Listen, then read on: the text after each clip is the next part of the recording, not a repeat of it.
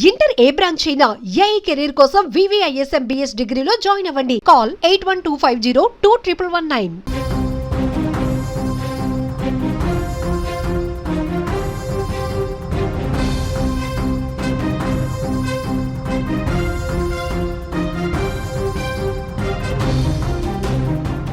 తెలుగు తెరపై ఒక సువర్ణ యుగాన్ని సృష్టించిన మహానటి ఎన్టీఆర్, ఏఎన్ఆర్ వంటి దిగ్గజాలతో కలిసి నటించి తన అభినయంతో కోట్లాది మంది హృదయాలను గెలుచుకున్న పద్మశ్రీ షావుకారు జానకి ఆసుపత్రిలో చికిత్స పొందుతున్నారు.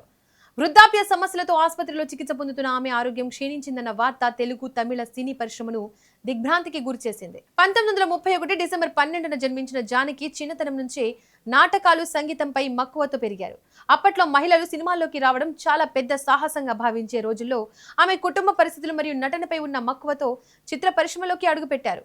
అచ్చ తెలుగుదనంతో, పద్ధతైన అభినయంతో అందరినీ ఆకట్టుకున్న ఆమెకు అనతి కాలంలోనే అగ్రదర్శకుల దృష్టిలో పడే అవకాశం దక్కింది.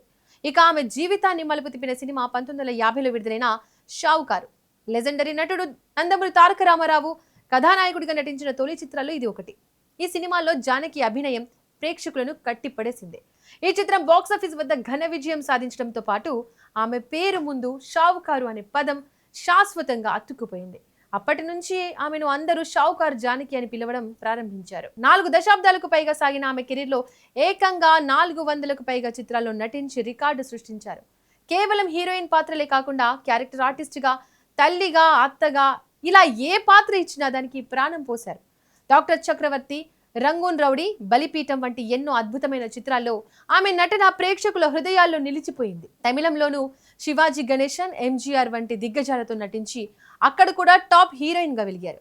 ఇక సినీ రంగానికి ఆమె చేసిన అమూల్యమైన సేవలను గుర్తించిన భారత ప్రభుత్వం 2022లో దేశ అత్యున్నత పౌర పురస్కారాలలో ఒకటైన పద్మశ్రీతో ఆమెను ఘనంగా సత్కరించింది.